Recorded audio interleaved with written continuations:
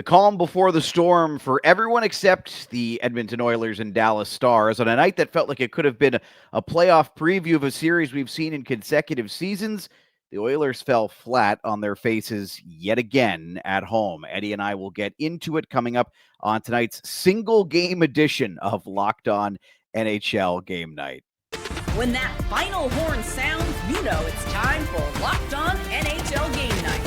All the post-game reactions to every game across the league, every single night, with insights only the hosts at Locked On can provide. Prepare to experience game day reactions like never before, only on Locked On NHL Game Night. Your team every day.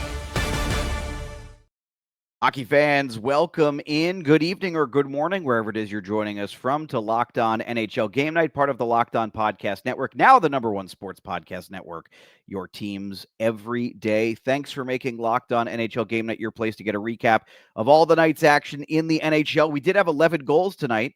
They were just all in one game. Whether it's the regular season or the playoffs, one game, 16, it was one tonight, or anything in between. We're always here with the latest for you. We're available wherever you get your podcasts and on YouTube, so we hope that you'll like, follow, subscribe, all that jazz. Today's episode is brought to you by FanDuel. Download the FanDuel app now by visiting FanDuel.com. Win $300 in bonus bets if your first $5 bet hits.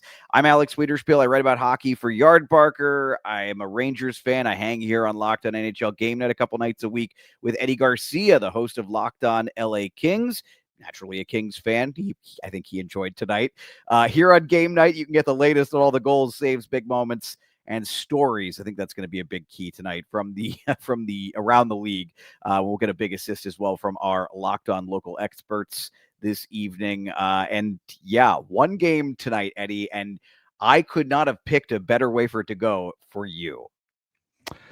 Yeah, look, as an LA Kings fan, the Edmonton Oilers have obviously been a team that I have not enjoyed seeing in the playoffs for only 4 years in a row and losing all 4 years. So I will not hide my glee at seeing them getting their brains beat in tonight.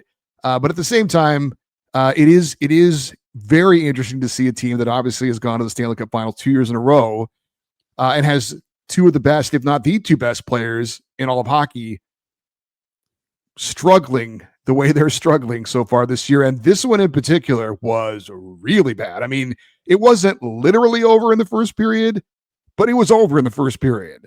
It was over in the first period. I mean, so let's get into it. It was Jamie Benn with his first of the season. He'd been battling an injury and had not played, debuted I think a week ago now, but Jamie Benn from Wyatt Johnston, you'll hear his name a couple times tonight. 400th goal for Jamie Benn, by the way. Yes. Rupe Hintz scores the second. That was so the first one happens in the first 4 minutes, and you're like, oh boy, is this going to be one of those types of games? And then it seemed like Edmonton had calmed things down. Then Rupe Hintz on the power play. Then they just started kind of coming every couple of minutes. Nathan Bastian, this was the goal that I said to you, man. I was like, this is such a bad goal. So besides the bad change on the play, and it was a bad change by the Edmonton Oilers, you then allow a 2-on-1 from what's essentially Dallas's fourth line. Nathan Bastian, who's been not really in the lineup all that much, scores his second goal. And to the credit, the defenseman on the play, and I didn't check who it was, Edmonton's defenseman, the last guy back, actually defends the pass and basically says, look, I think this is the right choice. He basically says, I'm going to challenge this fourth liner to beat our goalie clear-sighted. Which is exactly what happened. And it kind of felt like it was going to be that kind of night. Sam Steele scored his third before the period was over with 1 minute and 14 seconds left, just to add insult to injury. Jamie Benn with his second point of the period, Wyatt Johnston with his second point of the period, and it was 4-0. And at that point, Eddie, yeah, man, it felt over. It was done. It really was did. Done. Cooked. Even in today's NHL, and for the Edmonton Oilers, who have staged some pretty impressive comebacks this season to at least, force overtime, maybe get a point out of a game, they had no life. The building was dead.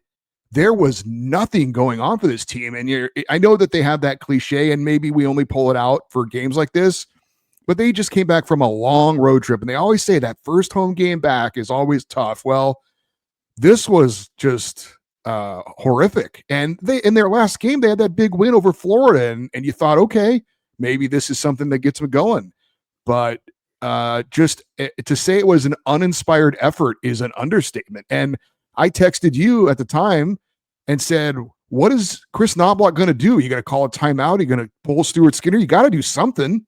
He didn't do anything. Maybe he just felt like, you know what, you guys, you got yourselves into this. Get yourselves out. But at that point, it was over. And there was little doubt that it was over. More on Stuart Skinner coming up in a minute. He does, in fact, get pulled, does not finish this game. Calvin Pickard starts the second period. And Edmonton, a little bit of life. They scored the next goal. Connor Clattenburg, the Connor we all expected to score in this game. I will tell you, so, Eddie, this doesn't happen to me very often anymore. It's very, very rare that I haven't heard of a player. I have no idea who Connor Clattenburg is. Like, yeah. It's so, like, I follow this league closer than anything else in my life, and it is so, like, I can tell you, like, I remember random, like, I love playing the I haven't done it in a while now, but the NHL box game that was based off of the baseball version of it. But, like, I love when the Flames and the Rangers pop up. I'm like, all right, Marek Krivik, who played like 8 career games, pop him in there, baby. And, like, I have no idea who Connor Clattenburg is. He gets the goal though. First NHL goal for him. And I did think, because when he celebrated, I'm like, ooh, you're down 4-1 and you're doing that. And then I'm like, maybe that's his first. And then, okay, I get it. If it's your first NHL goal, we don't care about the circumstances. You know, you may never get another one. You're allowed, in my opinion, to go all out. And he did. He had a really big celebration there. I had never heard of him before either. And I thought for a second, okay, if there's something that maybe happens naturally that can get the Oilers a little life, maybe it's seeing this kid showing that enthusiasm and getting his first goal. And everybody feels good about that, right? No matter what? No. Nope. So we actually had a period of scorelessness for a little while where it seemed like things had calmed down. And then the Oilers, like, you've been playing poorly all night. The thing you can't start doing is taking penalties in mass. They had especially against that team. Yes, they had a mass exodus to the penalty box. Dallas scores 2 power play goals in 1 minute and 35 seconds. Jason Robertson, that one felt like the dagger. That felt like there was no coming back. And then Wyatt Johnston scoring 1 minute 35 seconds later was insult to injury. 6-1 at that point. And then in the third period, they traded off goals, ultimately an 8-3 final. Nathan Bastian, by the way, gets another one. Worth noting here, I was watching those goals, and this is where we are going to get into the Stuart Skinner discussion in just a second. But the goals they allowed in the third period, like, it was as if nothing had changed from the first 2 periods. Those were still, like, low effort, bad defensive effort plays from the Edmonton Oilers, where they are just letting, again, bottom 6 players just own the high danger areas. And it's like, I understand, maybe you're tired from the long road trip. It was a really comically long road trip for the Oilers. I get it. It's the third period. You're getting blown out. There's an element of, like, I'm not accusing them of not having pride, because I always believe that in sports, yeah, as bad as Edmonton looked, that's because Dallas was in some sense making them look bad. But, like, this is the NHL, and these are 2 teams that have met in the Western Conference Finals 2 years in a row. You gotta look a little better than that in the third. Like, you gotta stop the bleeding, something. I hated their third period. Hated it. I mean, there was no period that was good for the Edmonton Oilers. I was more about the first period because that was also bad. Yeah. I mean, they just didn't compete at all. And I've said it before, when you try and dissect what's going on with the Oilers, to me, it's very basic as far as they are not hard to play against. They do not make it difficult for you. Guys standing in front of the net, not getting touched, whacking away at rebounds, and they're just there. They don't make them work to get to those areas. They don't make them pay a price. And I know it's not the old NHL anymore where you're, cross-checking these guys into oblivion, but at least body them up, make them, make it a little difficult. It just felt like they were not making it hard for Dallas to get to those areas, as you said, in any way at all. And then it didn't help that they're losing puck battles behind the net, that to me, the fourth goal is the one that stood out for me, because Matthias Ekholm, I think, is a really good player. He just turns it over, no pressure. He just throws it into the neutral zone to no one. and the Stars come right in and score. And he even tried to slide and block a pass, and he slides behind the net, and there's nobody there to put in to help put, as they put in the rebound. So that was just no compete for the Oilers tonight at all. A lot of injury issues worth noting as well, but like there are a for lot Dallas, by the way. Yeah, yes, as well. They're like Dallas, that's the thing. Dallas didn't have Mikko Rantanen. They didn't have Mikko Rantanen. He was suspended. They didn't have Matt. They haven't had Matt Duchene all year. They didn't have Thomas Harley. I mean, they were missing key players, and yet they still took this one with ease. Yes, and that is worth noting. No Ryan Nugent-Hopkins, no Jake Wallman, but it wasn't a problem for Dallas. That said, we're going to get into the Stuart Skinner conversation, and we're going to hear from Nick Zararis of Locked On Oilers in just a moment. We're going to take our first break, and we'll dive into the goaltending discussion because there's some interest here. I think there's quite a bit of nuance with regard to A, what went down tonight, and B, what is in the process of kind of going down. We'll let Nick have the first word, and then I think you and I are probably going to have some fun with this one. We're back in just a moment here on Locked On NHL Game Night. Now, the NBA is back, and there's no better place to get in on the action than FanDuel, the official sports betting partner of the NBA. Even if you missed the start of the game or you want to ride the hot hand, FanDuel has live bets on everything from who will score next to fourth quarter comebacks. Plus, you can even combine your live bets into a same-game parlay for a shot at a bigger payout. It keeps every game exciting, especially when your team is making that late push. Right now, FanDuel is giving new customers $300 in bonus bets when your first $5 bet hits. So head to FanDuel.com to sign up and play your game with FanDuel, the official sports betting partner of the NBA.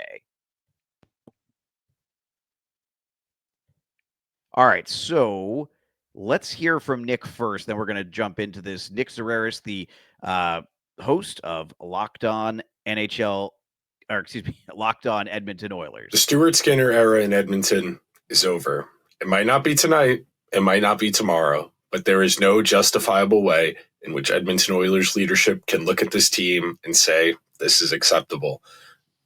The Oilers were trailing this game 4-0 after one period, a period in which they conceded 8 shots on goal. 50% goaltending is not acceptable for a professional goalie at the NHL level. This was a loss where the Oilers did not get off the bus. They were thumped from the very get-go. They trailed early. They trailed often. The Stars were able to hang the touchdown and the 2-point conversion on them. And this was a game the Oilers, frankly, were uncompetitive in. The first goal against, they got outworked. The second goal against, Skinner wasn't able to get post-to-post on a power play chance. A rebound careened right out to Rupe Hintz. 2-0 for this Oilers team that can't score. Might as well have been 6, and for good measure, the Stars scored 8. That's it for Skinner. There's no bringing him back after this. Okay, so I'm glad we got a chance to hear from Nick on that one, because on the one hand, I agree, and I will say that I have thought that they have needed to switch out the goaltending for a while. I was, like everybody else, thought it was shocking that they did absolutely nothing at the goalie position in the offseason. I don't care about the salary cap issues. Every team has salary cap issues. You got to figure something out after goaltending was so clearly the reason that you did not win, or at least one of the reasons, if not the very top reason, you have not won the Stanley Cup in back-to-back seasons. But I will say, laying at the feet the blame for tonight's game, I don't know about that. The Oilers were bad. And as Nick pointed out, they were bad off the bus. And I'd like to note, they allowed 4 high-danger chances. So 8 of those shots, or 8 of those scoring chances in the first period, half of them were high danger score. It's not like this was a period where they played well and got let down by bad goaltending. They played badly and had bad goaltending. I agree with you. And Nick knows the Oilers way better than I will ever know them. That's why he's the local expert. But I will disagree with him that this is the final straw for Stuart Skinner. And I agree with you that I was surprised that they did not address the goaltending in the offseason. And Stuart Skinner is not the worst goalie in the world, but he certainly isn't a Stanley Cup winning goalie. He's proven that on a couple of occasions, right?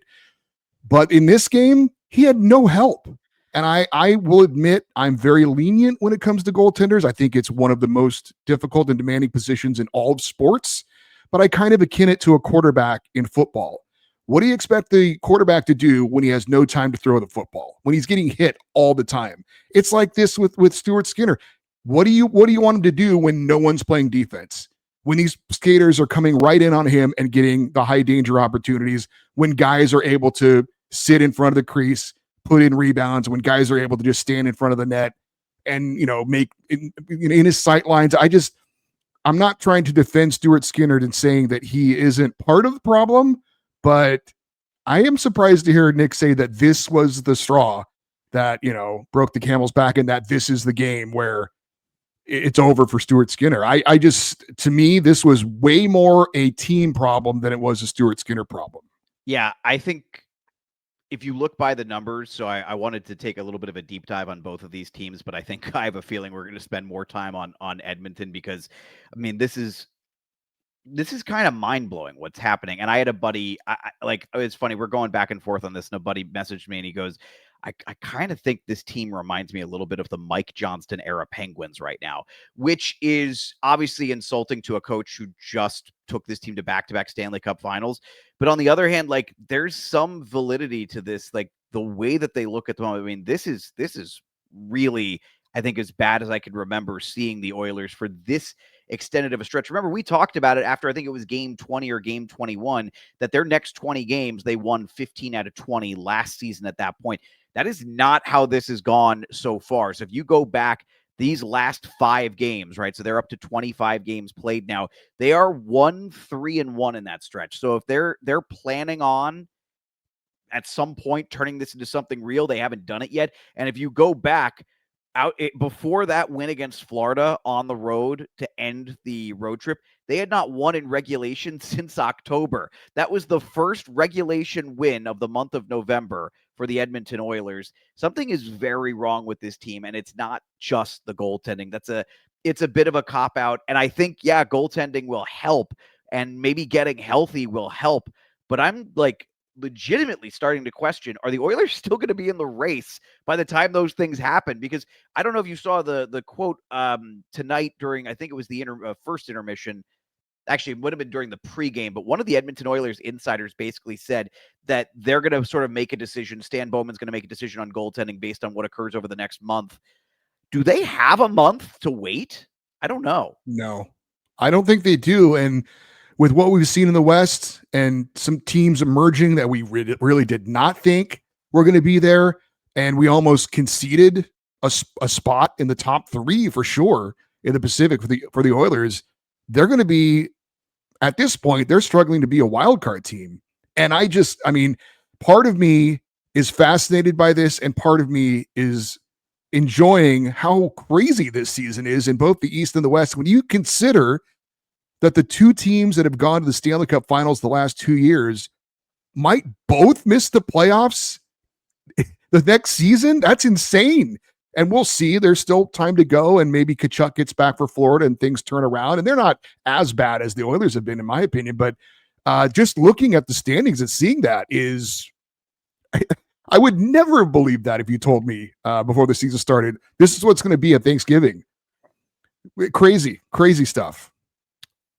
Let's take a few minutes on Dallas, because I feel like we've raked the Oilers, and buried them enough here. But Dallas has been kind of interesting because they're a team that right now they're red hot. They're winning games. They're doing it in every conceivable fashion. But what's interesting is they're not really doing it with like elite 5-on-5 play like we've seen from them in past years. Their 5-on-5 play has been very middle of the road, very okay, very break even, which, by the way, for the record, you can play that way when you have the second best power play in the league, 26.6% behind the Pittsburgh Penguins. Yeah, that was just shock to me as well. That's been impressive, and they've gotten really strong goaltending as well from Jake Ottinger this season, who has been, if I recall correctly, I believe he was top. I thought he was top 10. Maybe I'm going to go down. Okay, he must have fallen a little bit. He is a net positive in goals saved above expected. He's a little lower than I would think. He's 21st out of 75 goalies who have played this year. So it's solid. It's solid, but it's not anything to write home about. Like, he's behind a couple of guys that you probably wouldn't expect. But he's been good when they've needed him to be good. Dallas is interesting to me because, the issue with Pete DeBoer and why they replaced him with Glenn Gulletson, are we really sure that was about what was happening on the ice? No, I think a lot of it was involved Jake Ottinger, his comments that he had about him during the playoffs and how that just did not sit well with the room. And Pete DeBoer obviously is a very successful coach while he's been around, but he's obviously someone that also wears out his welcome very quickly. And it just seemed like this is a Stars team that's on the cusp of, being a Stanley Cup contender. I think that's obviously more than fair to say. And they felt like if the room doesn't, I don't know if trust is the right word, but that just it was so unsettling to that locker room, what he had to say, that Jim Nill, who obviously, according to a lot of people, is the best general manager in the NHL, said, I can't have this. And even though we've had a lot of success with this coach, I've got to make a change because basically the locker room has demanded it. And that's what they did. So, the comments about Jake Ottinger that he made during the playoffs did not sit well and cost him his job. Yeah, I'm not convinced that they're better. That's the weird thing about the Stars this season. I'm not convinced that they're actually better than they were a year ago, but they brought back basically the entire team. So I guess we'll see. And they have managed to accumulate points in a year where everybody is mushed together in the middle. They, like Colorado, have accumulated enough points that you're looking at this and going, I mean, they have time to figure things out because they have won games that maybe they didn't play their best hockey in, but they have won games. Here's what we're going to do. Real quick, if I may. Go just ahead. wanted to mention Jason Robertson. Sure. I mean, he will burn you if you stand too close to him right now. 7 straight games with a goal. He's got 11 goals in his last 7 games. How is he an RFA, by the way, after this year? It seems like he's been in the league for 10 years, but that's going to be a really interesting situation.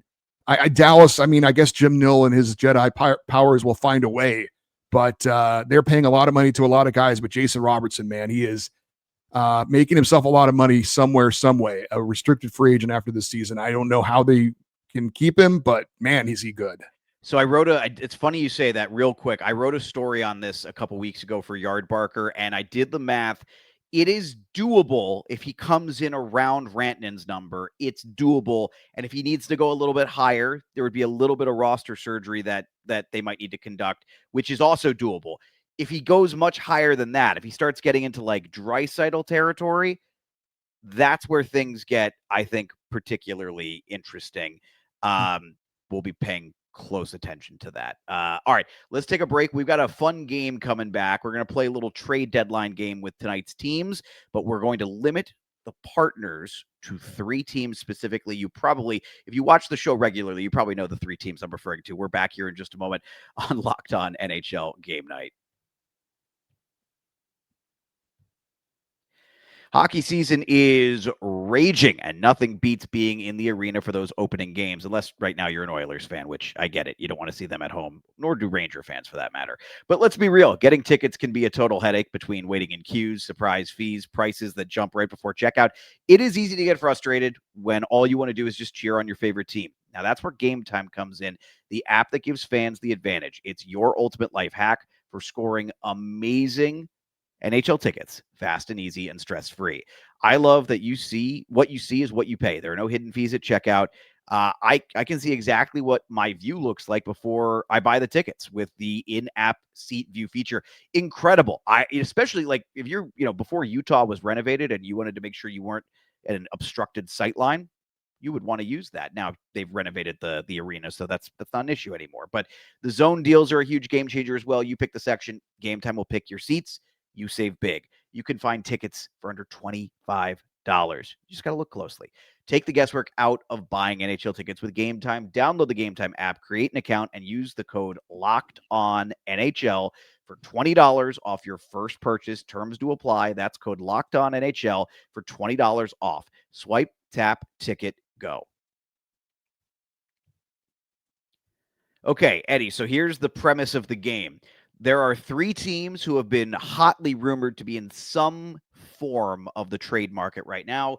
They are the three worst teams in the league: the Calgary Flames, the Vancouver Canucks, and the Nashville Predators. If you read each and everything that their GMs or team presidents or beat writers reporting about them have said, even if they are not going to go through a full rebuild, they're probably going to make some kind of a trade. So the game we're going to play, and we'll start with the Dallas Stars since we were just talking about them. Take one player off of any of those three teams, but it has to be a player who realistically would get traded. So it can't be, it can't be Dustin Wolf, because we know that he's probably not getting traded. But realistically, who you could make a case for getting traded, name one guy who right now would help the Dallas Stars off of one of those three teams. I would go with Kiefer Sherwood of the Vancouver Canucks for the Dallas Stars. He's got no trade protection. He's cheap at $1.5 million per season. He's UFA at the end of the year. He's got 12 goals, and they don't really need the goal scoring, but he's got 98 hits. He's a hitting machine, and he's a guy who can really bolster, your bottom six and be one of those key glue guys that every team needs for a deep playoff run. So that's a guy, and that is realistic that they could get. He's, like I say, he's not expensive, but someone who could be impactful in his way of being physical. And he obviously 12 goals is nothing. That's pretty darn good. That's not nothing, but he's a energy guy, a physical player, go to the net, just one of those guys that every team needs.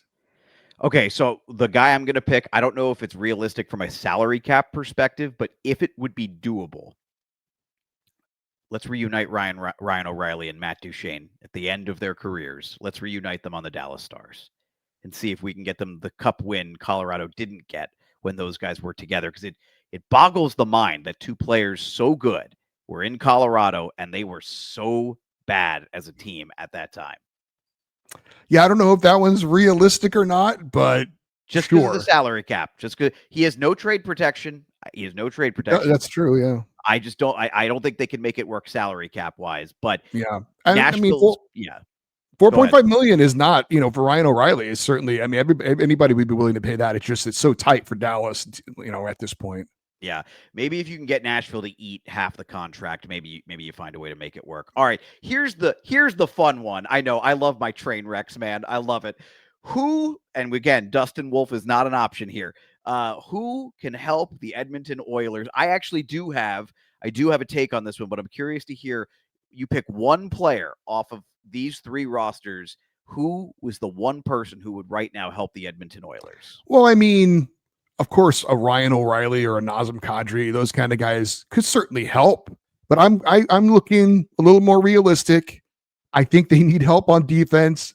Rasmus Andersson for the Calgary Flames is going to get traded. I know it's a Alberta rival situation, sending somebody to Edmonton to try and help them. But that's the guy that the Oilers could use to help the back end. A guy who's, he's going to get dealt. There's no doubt about it. So I'll say Rasmus Andersson to Edmonton. So I agree with that. I do agree with that. And that would be my pick. And that's the realistic pick too, because he's an unrestricted free agent. You can eat half that contract and probably find a way to fit it in. It's just pocket change at that point.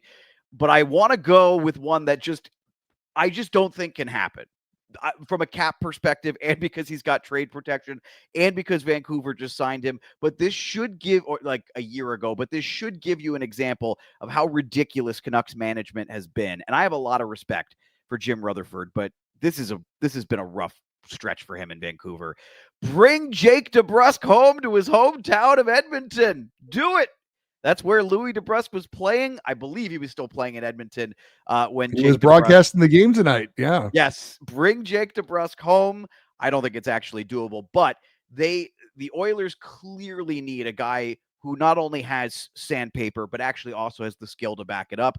I think that's what they thought they were getting in Trent Fredrickson, and neither one of those things have really been there. I mean, he is a sandpapery guy, but I've always said this, that the sandpaper is nice to have, but it really needs to be accompanying the skill as well. I have another term for it that I don't think I can say on the air. I think skilled a-holes is how I describe it. Those are the type. It's funny you say that. Yeah, it was funny you say that, because I was wanting to describe the effort by the Oilers, and I was wondering, can I say that? and then I was like, I remembered my training from my radio days. When in doubt, leave it out. So I decided I will not say that. I But there was a word that started with an A that I was going to use to describe the effort Okay. for And you know the what? Oilers. You were right on. You were right. Now I will say I think I got my point across as well by self-censoring, but that's what I think I'd be looking for if I'm Edmonton right now. Yes, the goaltending is obvious, but who right now, who is throwing the Edmonton Oilers a lifeline in net? Seriously. Like I don't know who is even willing to do that. I mean, you could make the argument, okay, well, if Nashville is about to tear the whole thing down, do they trade UC Saros? If I'm Edmonton, Probably do I not. currently want UC Saros? No, He's I don't know that like he's hell. that. Yeah, I don't know that he's that big of an upgrade. I mean, I was shocked. And then it was like the worst rumor in sports that they were going to go out and kick the tires on Carter Hart. And then it didn't happen. And I was like, okay. And now that he goes to a division rival, and if he turns out to be really good for Vegas, I mean, Oilers fans are just gonna be like, what are we doing? It's true. Calvin Pickard, by the way, before we get on out of here, Calvin Pickard, if you go by Money Puck's model, he's all the way down at 57. Here's the thing. Here's the number that really surprises me in terms of a goal saved above expected. So 75 goalies have played this year. He's 57th in that number. I believe he is. Yeah, he's negative. So he's actually allowed more goals than what the expected model would say. Stuart Skinner's actually a net positive. I don't know if that's true after tonight, but he was a net positive entering the night. So, one, that probably tells you a thing or two about the model, but it should also tell you about the way the Oilers have been playing. And the answer is it's not just the goaltending. They have not played well. They've played like a. That's beautiful. That's poetic. Folks, if you want complete coverage of your favorite NHL team, there is a Locked On NHL Team podcast and YouTube show for you because we have one for every NHL team. This show, Locked On NHL Game Night, is here for you each and every night of the regular season and playoffs, wrapping up the night in the NHL. I promise you, we're not Oilers. Well, okay, I'm not an Oilers hater. I promise you, I don't hate the Oilers. I don't hate anybody's favorite team, maybe the Devils, but we'll more on that another show. Don't forget to like and subscribe to our show. If you're watching on YouTube, we want to see your thoughts on tonight's games in the comment section. Were we too harsh on the Edmonton Oilers tonight? Totally fair. Tell us if we were too harsh on the Oilers. Tell us if you think we weren't harsh enough. I bet there are some Oiler fans who think both of those things. That will do it, though, for tonight's episode of Locked On NHL Game Night. For Eddie Garcia, I'm Alex Wiederspiel. Thanks for listening and watching Locked On NHL Game Night, part of the Locked On Podcast Network, your teams every day.